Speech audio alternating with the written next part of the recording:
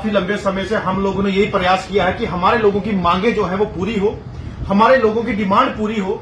Mid day meal cook आपको पता है कि किस तरीके से काम करता है और बेचारा कितना शिद्दत से काम करता है, और आखिरकार उसको 2 महीने के बाद 3 महीने के बाद जो है 900 रुपया 500 ये उनको खैरात मिलती है। ये खैरात बोलूंगा मैं, ये उनको वेजिस नहीं है, ये खैरात के नाम पे है। अगर मंदिर मस्जिद में कहीं बैठे ना तो कटोरा लेके वहां दिन की इनको 500 रुपए जो है इनकम बन जाएगी, लेकिन वहां पे लोगों की खिदमत करने के बाद, सेवा करने के बाद, बर्तन धोना, खाना बनाना, सफाई करना, अपना सामान उठाना और टीचरों के आगे भी गुलामी करना, तब जाके भी 3 महीने के बाद उनको 900 रुपए 1000 रुपए मिलता है, वो भी उनका अच्छा नहीं मिलता। लेकिन उसके बाद जब हमने सबने डिसाइड किया कि इसको जो है हम काम छोड़ हड़ताल का रूप देंगे, क्योंकि अगर हमें कुछ मिलता ही नहीं है, हम काम छोड़ हड़ताल पे बैठेंगे और एहसास दिलाएंगे डिपार्टमेंट को, उन टीचरों को, उन एडमिनिस्ट्रेशन को कि कैसे काम किया जाता है, जिसमें हमारे मालिकम चौकीदार भी हैं, वो भी काम छोड़ हड़ताल पे हैं, हमारे सीपीडब्ल्यू वर्कर्स भी हैं, वो भी काम छोड़ हड़ताल पे हैं, हमारे जो है लैंड ओनर्स अलग अलग विभाग के वो भी काम छोड़ हड़ताल पे हैं, और आशा वर्कर बहनें हमारी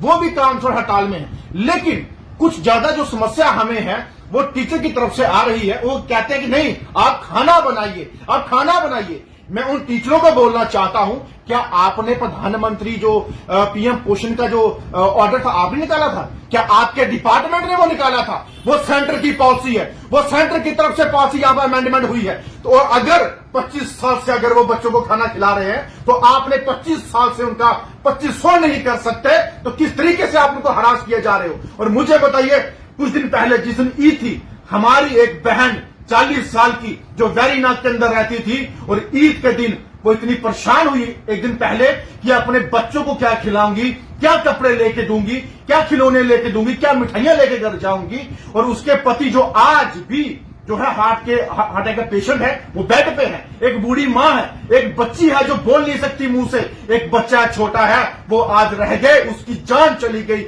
इस सदमे में कि अगर आखिरकार बच्चों को मैं क्या लेके दूं। हार्ट अटैक से उसके जान गई, और मैं सारा का सारा कसूरवार टीचरों के ऊपर डालना चाहता हूं। और टीचर बड़ी बड़ी बातें करते हैं, हमें पता है स्कूलों में कितने बच्चों को पढ़ाते हैं, कितना उनको खाना लेते हैं, कितना खाना खिलाते हैं, और किस तरीके से उनसे काम करवाया जाता है। और बच्चों से हैरेस किया जा रहा था इस महिला को, क्या यही वजह? बिल्कुल, इनको लेटर तक निकाला, मेरे पास लेटर पड़ा हुआ है कि इनको एक्सप्रेशन लेटर दे दो, ये करेंगे वो करेंगे। अरे आप लोग किसी का घर नहीं बना सकते, उजाने का काम क्यों करते हो? और टीचरों को मैं बोलना चाहता हूं कि अगर आपने जो हरासमेंट इनको कर रहे हो, तंग इनको कर रहे हो, कार्रवाई मैं आपके लिए कराऊंगा। हाई कोर्ट से ऑर्डर लेकर ह्यूमन राइट की तरफ से मैं ऑर्डर लूंगा कि इन टीचरों को पूछा जाए कि अगर आप बच्चों को तालीम देते हो स्कूलों के अंदर, सबसे पहले आपके बच्चे वहां पे पढ़ने चाहिए। इनके बच्चे वहां पे पढ़ेंगे तभी जाके गरीबों के बच्चों को तालीम अच्छी मिल सकती है। अगर इनके बच्चे बड़े बड़े स्कूलों में पढ़ते हैं, उन गरीबों के बच्चों को जो है अनदेखा किया जाता है। कितने स्कूल से बच्चे जो है पढ़ के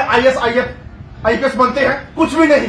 लेकिन मैं गवर्नमेंट के आगे, मैं ह्यूमन राइट की तरफ से आगे मैं इनके लिए ऑर्डर निकालूंगा कि इनके बच्चों को वहां पे जो गवर्नमेंट टीचर लगेगा उसका बच्चा उसी स्कूल में पढ़ना चाहिए, कि कम से कम अपने बच्चे के पढ़ाने के बहाने उस गरीब का बच्चा पढ़ाया जाए, उसकी तालीम अच्छी हो, वहां का इंफ्रास्ट्रक्चर अच्छा हो, वहां का सिस्टम अच्छा हो, कि टीचर को भी पता चले कि कैसे पढ़ाया जाता है। और दूसरी बात, इनके लिए जो अपना टेस्टिंग होती है कि बच्चे जो हैं उनको कितना पढ़ाया जाता है, क्या वो टीचर सक्षम है उस बच्चे को पढ़ाने के लिए, क्या उसकी तालीम देने के लिए। इसके लिए दोबारा जो है उनके टेस्ट होने चाहिए कि कौन टीचर इस टेस्ट में पास होकर उस बच्चे की तालीम दे सकता है। ये कार्रवाई भी मैं करवाऊंगा। और वहां पे इंफ्रास्ट्रक्चर टूटा है, खराब है, बच्चों को किस तरीके से तालीम मिलती है, एक एक स्कूल में जाके इनकी पोल खोलूंगा और पूछूंगा कि कौन अच्छे ढंग से पढ़ाया जाता है। और अगर मैं बोलना चाहता हूं कि आपको इन मिड डे मील कुक ने जो बेचारी इतनी गरीब घर से हैं, जिनके जूते तक नहीं है पांव में, जो किसी उधार लेके प्रोटेस्ट पे आती है, बुजुर्ग खाना बनाते हैं, तमाम लोग खाना बनाते हैं, तो आप उनके जो न्याय अपना लेने के लिए हम रोडों पे हैं, तो आप उनके खिलाफ बात करेंगे, उनको ऐसी चीज करेंगे, ये हम बर्दाश्त नहीं करेंगे। और मैं बोलना चाहता हूं कि जिस बहन ने जान गंवाई है ना, उसकी जान व्यर्थ नहीं जाने दूंगा। हम टीम के साथ वहां पर जाएंगे। और मैं टीचरों को, एजुकेशन डिपार्टमेंट को बोलना चाहता हूं कि अगर आपके अंदर दम नहीं है उनके पैसा बढ़ाने के लिए, तो उनको तंग ना किया जाए। हमने डायरेक्टर से भी मीटिंग की, उसे साफ साफ कहा ये सेंटर की पॉलिसी हम कुछ नहीं कर सकते।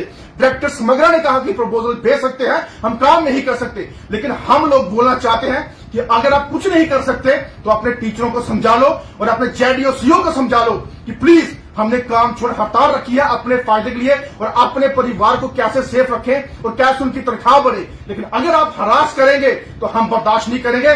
स्कूलों से निकल के पूरे रोड हाईवे बंद करेंगे बच्चों के समेत, लेकिन हम छोड़ेंगे नहीं। अगर आपने बार बार तंग किया तो बर्दाश्त नहीं होगा। ऑल दिल्ली जम्मू कश्मीर संघर्ष समिति का ऐलान है, बंद तो बंद, हमारी मांगे पूरी कर दो। उसी दिन तुरंत हमारे पास जो है अपनी जो बहनें वो काम करने के लिए आएंगे। और अगर ऐसी चीज रही तो एक बात याद रखना, जो करना कर लेना, लेकिन रोडों पे उतरने के सिवाय हमारे कोई और जो है अपना फाइनल नहीं होगा। हम रोड